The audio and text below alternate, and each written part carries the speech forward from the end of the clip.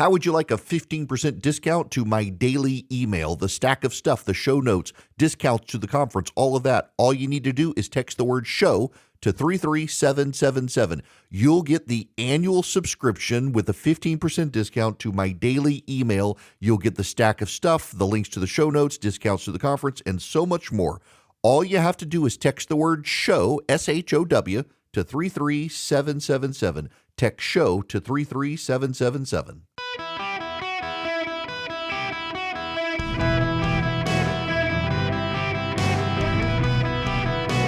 Welcome to the Eric Erickson Show podcast, Hour 2.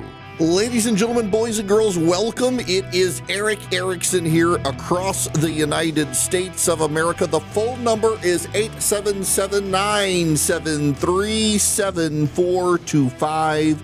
Should you wish to be on the program, I would be very happy to have you. This is going to be a little esoteric for some of you, and I'm going to apologize in advance, but I think you can learn something from it. I think it needs to be said. I think I'm one of the few people who can say it. I was gone on Friday. I had to take the day off, went over to Louisiana. My dad's been in the hospital, needed to go over and check on him. On Thursday... Well, things exploded within the conservative movement over a dumb video put out by Kevin Roberts, the president of the Heritage Foundation. And I should say, I know and I do like Kevin Roberts. He may not think that I do. He may not like me after my criticism on Friday, but I actually do like Kevin a lot. And I did not like him doubling down on defense of Tucker Carlson. And I need to begin here. There is a contingent on the right, and a lot of it is older people on the right, because I've gotten this now for a number of years, and inevitably the person tends to be older than me. And they've come up to me at conferences over the years. I mean, going back to the early Obama era, have I seen this young black lady named Candace Owens? I should get Candace Owens on my radio show. You should interview Candace Owens. You should get on Candace Owens' show. I've never cared for Candace because she always seemed to me to be more of an opportunist than a true believer in anything. And now she's gone nuts. And now when I bring her up, it's the same phenomenon. It's older people who paid attention to her back then who don't really pay attention to her so much now, who do not understand how bat crap crazy she's gone. She's being sued for her conspiracy theory that the wife of the president of France is actually a man. She is deeply anti-Semitic. She has been an apologist for the Nazis lately, excusing things the Nazis have done, and she's just asked questions. And it's always just asking questions. She never seems to find the answer to the question. She just wants to ask the questions. And the questions are deeply anti-Semitic. They are deeply hostile to a lot of people on the right. They're conspiratorial, and it plays well in the ratings. There's a reason that she and Tucker Carlson and a few others are doing the just asking questions conspiracy theory routine, entertaining the white supremacists, the like, and it's because it gets ratings. It gets a lot of traffic. It makes them money. But she's also become crazier and crazier, and I encounter people all the time. And I was like, why are you talking about Candace Owens? I hadn't heard from her in a while. She's great, and they don't understand. She's now a rabid anti-Semite who seems to be suggesting that the Jews killed Charlie Kirk. She's just asking questions, though. Here's the weird thing about the Charlie Kirk assassination. The murderer's name is Tyler Robinson.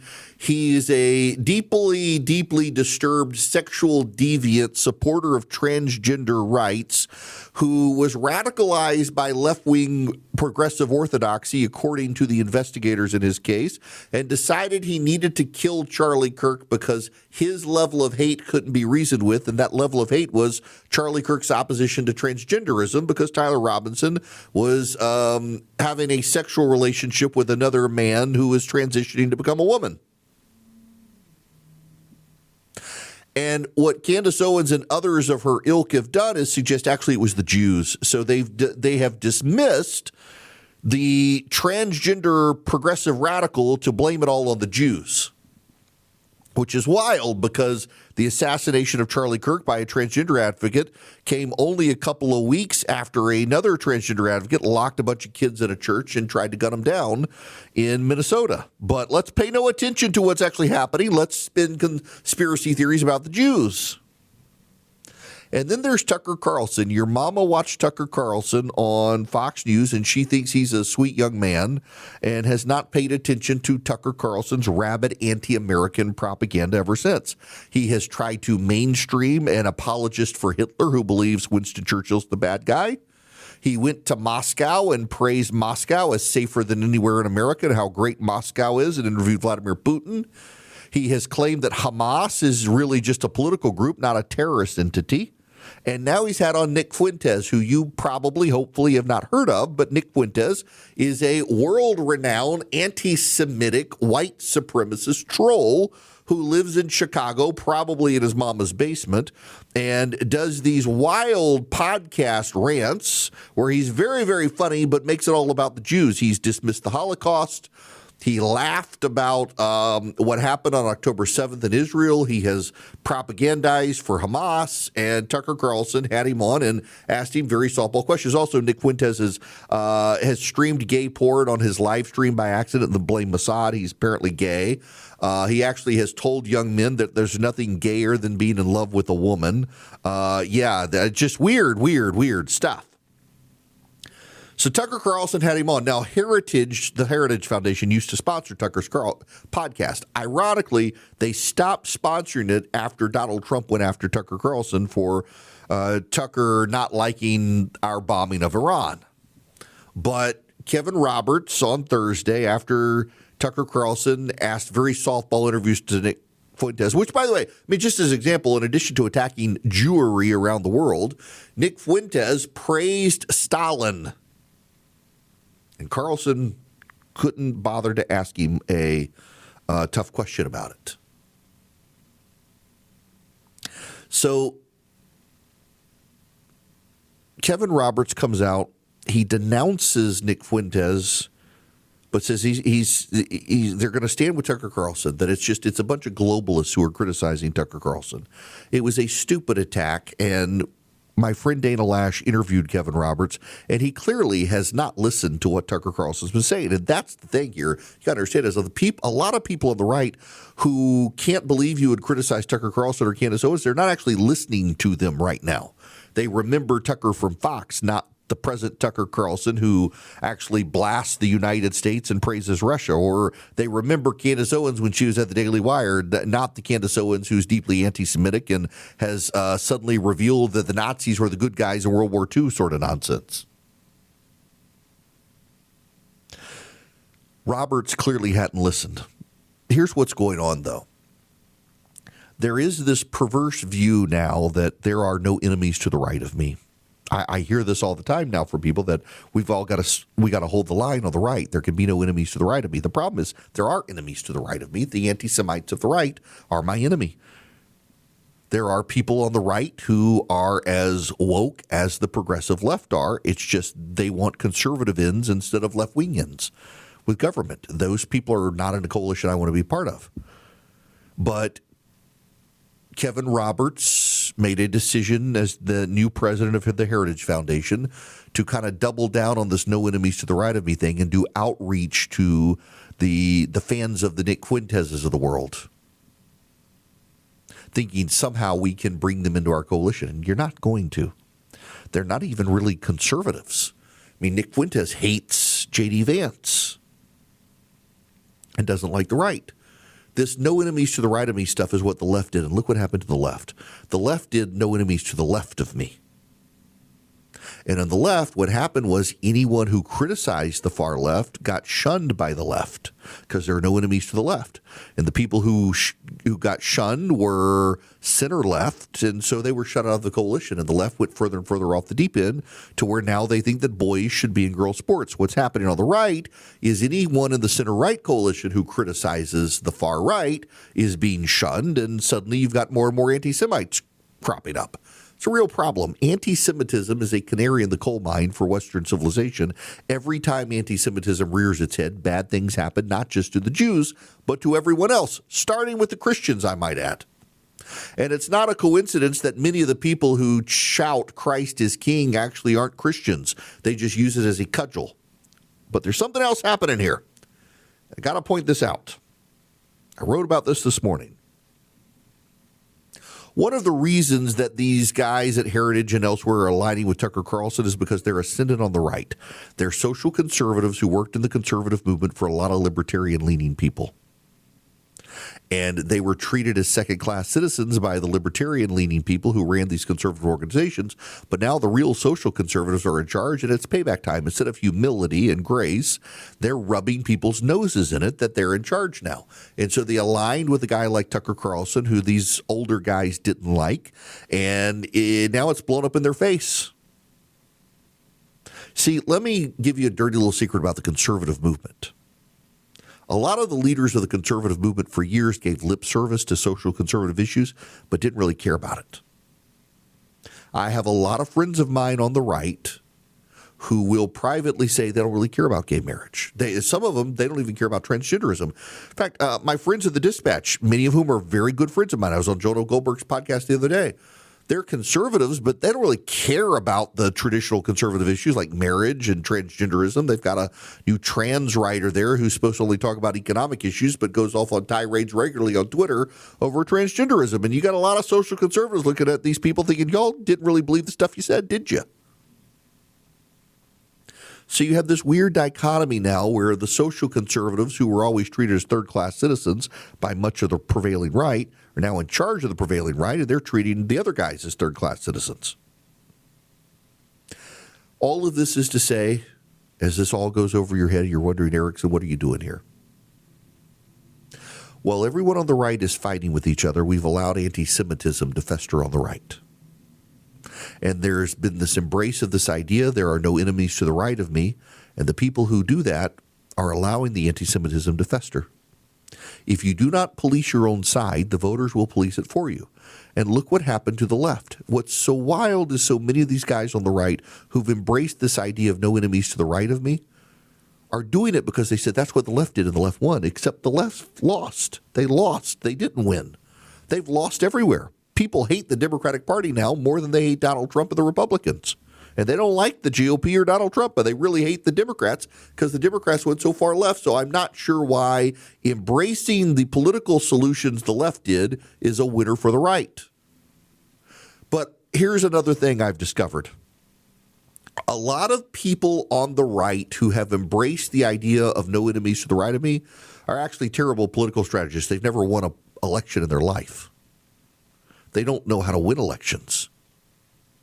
But they feel comfortable with the anti-Semites. And that's a problem. We've got to reject anti-Semitism on the right. To Kevin Roberts and the Heritage Foundation, I would tell you your defenses of Tucker Carlson are offensive not to globalists, but to a lot of people on the right because Tucker Carlson is normalizing unhealthy stuff. It's not canceling Tucker Carlson to say he shouldn't be platforming Jews.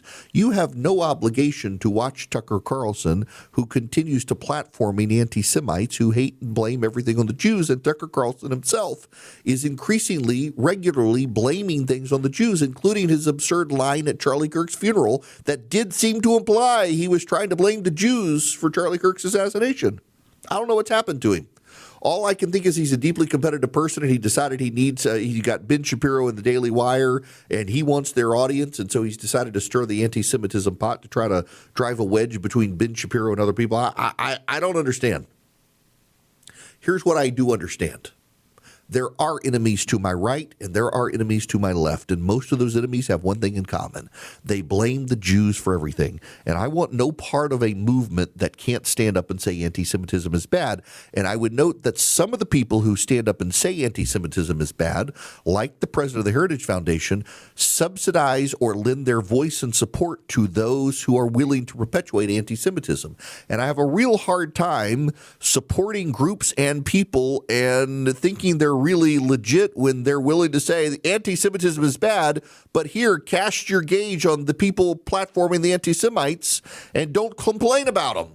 No, I'm going to complain about people who fester anti-Semitism. They need to be driven back into the shadows. They're like roaches.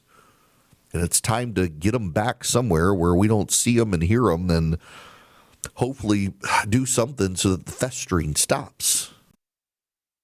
If you live in the state of Georgia, don't forget you got Public Service Commission races on the ballot tomorrow. It's Election Day in Georgia, and you want to vote for the incumbents, please. Vote for Fritz and Tim for the Public Service Commission. Stop the communists. The communists sound pretty confident that they're going to win. One of them has sent out nasty texts to existing commission members saying he looks forward to working with them and calling them bad names. I can't let the communists win. Folks, you got to show up the election tomorrow in Georgia. Now, there are elections also around the country tomorrow, and I want to get into those. You've got New York, New Jersey, Virginia. You got special elections in Mississippi. You've got the elections in Georgia. You've got the referendum in California on the ballot proposition for redistricting. I want to give you the breakdown of those when we come back. Tomorrow being Election Day, not a whole lot will happen. But right now, I got to tell you, I thought it was very interesting that Hugh Freeze, the football coach at Auburn's been fired, and it was actually it was someone who paid attention to his golf schedule that knew it first. Apparently, Hugh Freeze, the Auburn football coach, has a standing golf tee time at a local course. And some enterprising person saw that it was canceled for the first time in forever and knew that was the indication he was going to get fired. Well before the mainstream media knew that Freeze was going to get fired, the enterprising sleuth did. And I just thought it was actually very, very, very interesting that is what happened. And my goodness, there are a lot of college football coaches losing their jobs out there. Brian Kelly, of course, one of them as well. All right. I will be back with these elections, but first, I would like to tell you about my bank, Old Glory Bank. OldGloryBank.com is the website. You go to OldGloryBank.com/Eric, and you can get an account with Old Glory Bank. I've got a checking account and a savings account with them, and you can too. If you're a business, you can also get a great business account with them. They're very hands-on with their business clients. OldGloryBank.com/Eric is where you want to go. They're good people. They are conservatives. They decided to start a bank because of the debanking trends that the left was doing. They rounded up a bunch of conservatives who knew what they were doing, put together a board, built a bank. It's now the fastest growing bank in the country. And they're great people. They are a great bank. I have enjoyed my banking relationship with them. You can get a bank account with them at oldglorybank.com/Eric, oldglorybank.com/ERICK. Sign up with Old Glory Bank. If you need a custodial account for your kids, they can do those. They do CDs. They do mortgages. They're a regular, fully functioning bank. They're an online bank, but they figured out how to deposit cash. You could deposit cash at oldglorybank.com. You can. Go to oldglorybank.com/Eric today. Get an account with them. Sign up with them. Get to know them. They're good people. They're headquartered in Oklahoma City, Oklahoma. It is oldglorybank.com/Eric. Member FDIC, equal housing lender. Terms and conditions apply. Greetings. Welcome. It is Eric Erickson here. The phone number, 877-973-7425. Let me take some phone calls here real quick. Tom, you're going to be up next. Welcome to the show. Hey, Eric. I've been on hold a little while, so I forgot the latest version of projection that Obama just made. But going back to the projection technique, especially on the left, Barack Obama called Trump the Manchurian Candidate, which is, if you don't know, is a book about a communist plan to groom someone to become the first American communist president. Mm-hmm. So in true leftist political projection style, Obama now blames someone else again, not this time Trump, again, for that which the things that he's guilty of, the things that he's done. So, this is, and you used the word sociopath earlier. I think that borders on sociopathic. I really do. and I'll be happy to hear your comments. But it just continues, and it's become laughable. Obama, the Democrats generally have this projection. Look at just the talking point on authoritarianism. The Democrats were pulling pro-lifers out of their houses in the middle of the night at gunpoint for praying at abortion clinics, and they want to say Donald Trump is the authoritarian. They sued nuns to force them to pay for abortions, and they called Donald Trump the authoritarian. The Democrats are fine with authoritarianism. They just want it to be a Democrat, not a Republican. Barack Obama himself, for years, did many of the things he attacked Donald Trump for. I mean, we learned what we're doing by watching him. The precedents that are being set were set by the Democrats, not by Donald Trump. And I warned them back in the day that what they were doing was going to be used and abused by the other side, and they wouldn't like it when it happened. And that's what's happening. But the only difference is that the media pretends the Democrats never did it. The media loves to pretend the Democrats always have clean hands. The Democrats believe they have clean hands, but the reality is they've been deeply abusive of their power when they got power, and now the tables have been turned on them. The Democrats love many of the things they attacked Donald Trump for. They just want to be the ones to be able to do it. Ken, welcome to the Eric Erickson Show. How are you? Doing great. What's going on? Eric, I got to tell you, when we lost Rush Limbaugh, the wife and I started searching for alternatives. I found Dan Bongino and gave it to her, and she found you and gave you to me. And I got to tell you, you're a pretty good sub. Well, so listen, we all miss him dearly. He was a friend of mine before I got into radio. I wouldn't have gotten into radio but for him. He actually lied for me to get me my job. Told somebody I was a radio host when I wasn't. That's what got me my job. I deeply miss him. But thank you very much. Well, I got to give kudos to your team that selected the transition music. Uh-huh. The one melody is from Stay Alive, which is Bongino's rule number one. You got to stay alive. Yep. It's a wonderful piece of music, and it's the theme song of The Secret Life of Walter Mitty. Mm-hmm. And I just love it. I love the movie, although I don't like the actors, but I love the movie.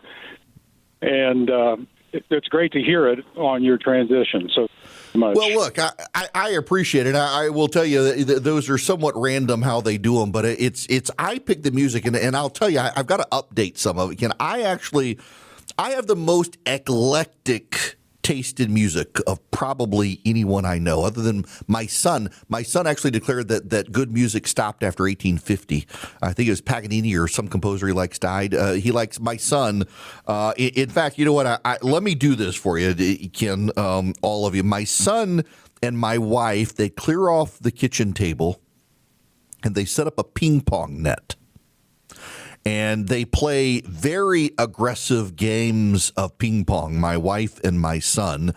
In fact, one of the rules lately in their ping pong tournaments is that you've got to hit it off the table, ricochet it off the wall, and back to the table, or it doesn't count. So they literally are hitting at the wall, back down to the table on the other side, and they got to go back and forth. And we all have to leave because they get my son and my wife are highly competitive. And my son's playlist that he set up, there's Black Sabbath, AC/DC, Aha, Electric Light Orchestra, Don McLean, Johnny Cash, Kenny Loggins, The Chords, Blue Swede, The Rolling Stones, Bee Gees, Guns N' Roses, Led Zeppelin, Pearl Jam, Leonard Skinner, Elton John, Bonnie Tyler, Creedence Clearwater Revival, Nirvana, Survivor, Aerosmith, Michael Jackson, Kiss, Metallica, Gloria Gaynor, Queen, James Brown, and then he loves Queen. Freddie Mercury loves to listen to Queen and AC/DC,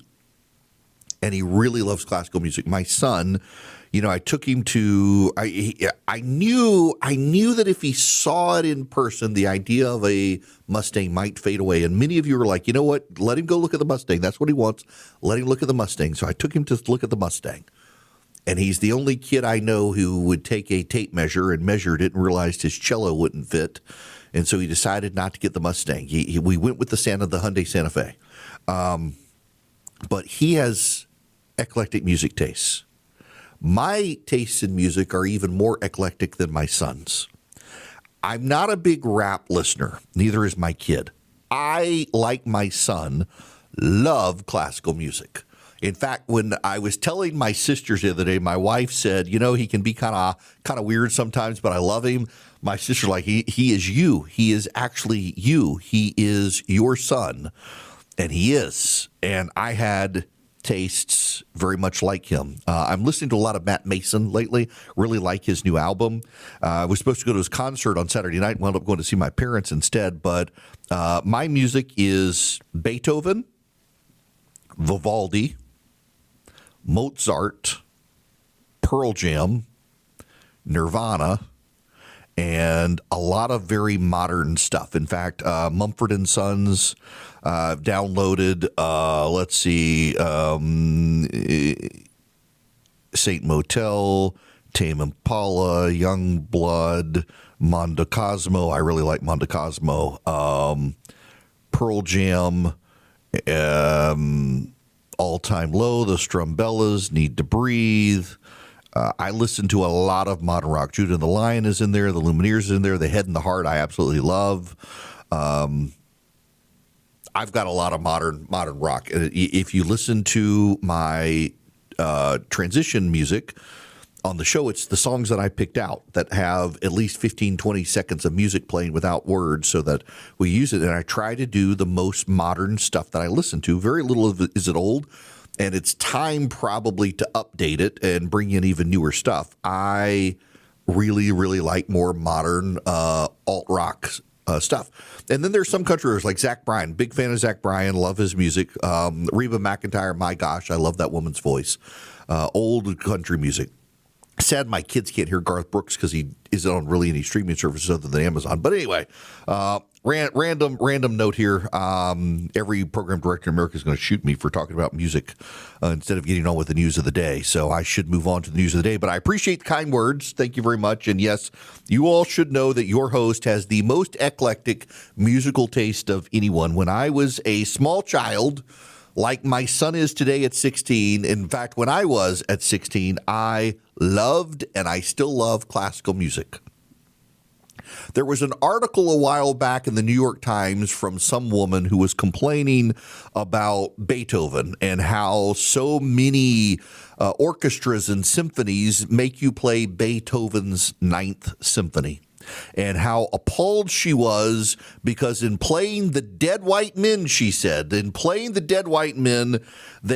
lose out on so much other good music. And the response, of course, is that Beethoven's Ninth Symphony is one of the most famous pieces of music ever written, and it has nothing to do with it being a great piece of music, although it is, and has everything to do, of course, with Beethoven being deaf when he wrote it.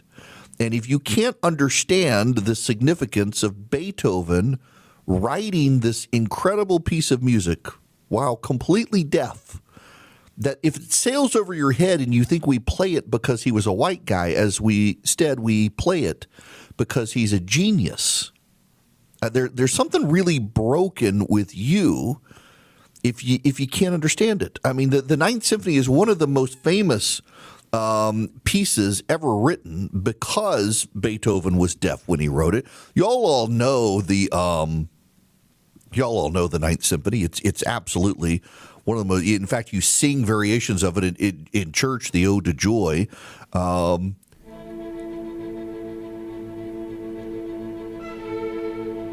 And it just builds.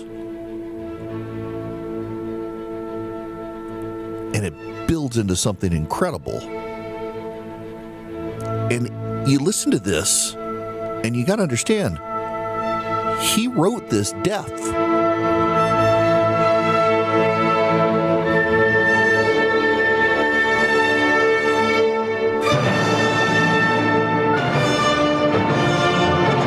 I can leave that there, but you understand that he wrote that and he was completely deaf when he wrote it.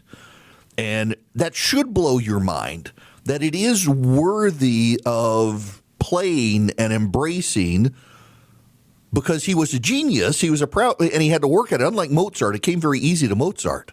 But Beethoven had to struggle with it. And then he struggled compounded by being deaf, which makes it worth celebrating, not because he was a white dude from Europe, but because he was a deaf man who was a genius. So in any event, I love Beethoven. I love Beethoven. Vivaldi, Pearl Jam is my favorite band. And I've spent way too much time on this instead of the election. So let's get on with the election, shall we? Ken, you got me off on a tangent. Hard to do. Usually I do it myself. Hard for a call or two, but you did. There are elections tomorrow. I live in Georgia. There are local elections in Georgia tomorrow, and a lot of other states will have local elections. There are also 2 statewide campaigns in Georgia where 2 far-left progressives are trying to get on the Public Service Commission in Georgia. They're taking advantage of a situation where the Public Service Commission races here in Georgia should have been last year due to a lawsuit. They were postponed to this year, and it makes it easy for the Democrats because most Republicans don't turn out in these off-year elections like this because they're all local elections in big cities where it's only Democrats who vote. So Democrats taking advantage of it. In New York, Mamdani looks like he's going to win. There's new poll out. It only has him ahead by about 5 points. People are begging Curtis Lewa to get out of the race. He's not going to. And Andrew Cuomo could make a case. But the fact that the voters of New York know Mamdani is probably going to win, and they're refusing to back Andrew Cuomo, kind of tells you everything you need to know. The Democrats put up the man who killed your grandmother and then sexually harassed her granddaughter, and he lost the primary to Mamdani and decided in his arrogance that only he could stop Mamdani after having lost the primary and decided to run as an independent. And I'm real sorry, but when your campaign is pay no attention to your dead grandmother, it's not really an exciting way to win. And the only other way he's winning is Mamdani's a communist and we got to stop him. Andrew Cuomo can't sell himself. I have seen badly mismanaged campaigns. But this Andrew Cuomo campaign in New York is one of the worst managed campaigns I think I've ever seen for someone to get the level of exposure he's getting. It's actually really bad. And Sliwa, whether you like him or not, he just loves New York and people like him and they're not rejecting him for Cuomo and they shouldn't. Then you've got New Jersey. The Republican probably is going to lose, but the fact that he's as close as he is should be a warning sign for Democrats. New Jersey is more of a blue state, and yet you've got a Republican who could win, and he's got a lot of Democratic endorsements. Virginia is the more interesting one because I tried to explain this to people that Virginia is a purple state. It's a swing state, and whichever party controls the White House tends to do bad in the Virginia elections. And Winsome Sears has not run a good campaign. The question is, can Jason Mayares win? He's the attorney general against Jay Jones, the man who wanted to kill the former Speaker of the House in Virginia and his children. My suspicion is he wins, looking at the polling there. But it's notable how many Democrats have become so radicalized by Trump, they've decided it doesn't matter how bad the Democrat is, they're going to vote for him. It's like the communist up in Maine. You've got in the New York Times, Michelle Goldberg or whatever, essentially saying, yeah, he has a Nazi tattoo and he knew it was a Nazi tattoo, but I'd rather the Nazi on our side than the Nazi on the other side sort of stuff. It's crazy how they're doing that. The Virginia race, though, here's the thing. The Virginia race is probably going to go to the Democrats, and the Democrats are going to probably use that to the Republicans, say, see, you guys better open the government. You better give us what we want. And I don't think that's going to happen. We hadn't really talked about the government shutdown yet, but we're going to talk about the government shutdown when we come back. Donald Trump is back from Asia. He might get involved in the talks, but here's what I know for the Republicans. They've still decided there's no deal is coming. They're just going to make the Democrats feel the pain and open the government based on feeling pain. It would help if I didn't have my microphone on mute, wouldn't it? Welcome. It's Eric Erickson here. All right. I want to jump to the phones here. Ernest, you're going to be up next. Welcome to the show. Yes. How are you today? Good. How are you? All right. I just wanted to ask a question or make a statement. Don't you feel that Donald Trump should get more involved in this shutdown? Because he has made a lot of he's making a lot of deals, stopping quite a few wars, and he had the ability to do that. So don't you think it would be good if he could step in and probably give them a little boost? I know he told them to use the nuclear Yeah, that's kind of the problem, to be honest with you, Ernest, is the Republicans in the Senate are a little bit worried about him getting involved because the solution is to kill the filibuster, which they don't want to do. The Democrats don't have the votes to do it themselves, so they're hoping the Republicans will do it for them, which they're not going to do. And so, listen, the president has told the Democrats and the Republicans have told the Democrats, if you open the government with the clean resolution, we will give you a vote on the health care extension. And that's not good enough for the Democrats. They've said they actually want the health care extension, which the Republicans aren't going to do for them any more than the Democrats would do for the Republicans. So, I mean, he could get involved, but what do you have to offer? I mean, that's the problem. What does Donald Trump have to offer the Democrats? They want an extension of health care benefits. There aren't votes in the House of Representatives for it. The Republicans in the House don't want it, so I'm struggling to figure out how they make it possible. I don't know. I genuinely I'm not sure what the solution is for the GOP, other than I personally think they should just make the Democrats suck it up and vote for a clean resolution and deal with the fallout later, which the Democrats don't want to do, but they're about to do. And we'll get into that when we come back, because the pain is starting to build. The pressure points are starting to build as flights get delayed and SNAP benefits go away. We'll get into that when we come back. Right now, let me tell you about Americans for Prosperity. They're advocating for common sense conservative reforms around the country, and they'd love to have you involved. If you go to afpvolunteer.com today, you can sign up with Americans for Prosperity and you can get involved with them. AFPvolunteer.com. They're the largest leading grassroots group in the nation. They happen to be on the right, and they'd love to have you get involved just to learn public policy that's going on in your local government, your state, your country, get you involved in calling members of Congress or even city councilmen in a city to advance common sense conservative reforms. And likewise, they can teach you how to talk to your neighbors, to persuade your neighbors about common sense conservative policy. It's afpvolunteer.com. AFPvolunteer.com is the website. I'm on the board of advisors for Americans for Prosperity. They are a great group. I have seen them growing grassroots groups around the country, turning out votes, changing minds on public policy, getting school choice passed. They're a great group to be involved with if you want to learn how to advocate public policy or just learn the common sense public policy that's out there from the conservative perspective. AFPvolunteer.com is the website.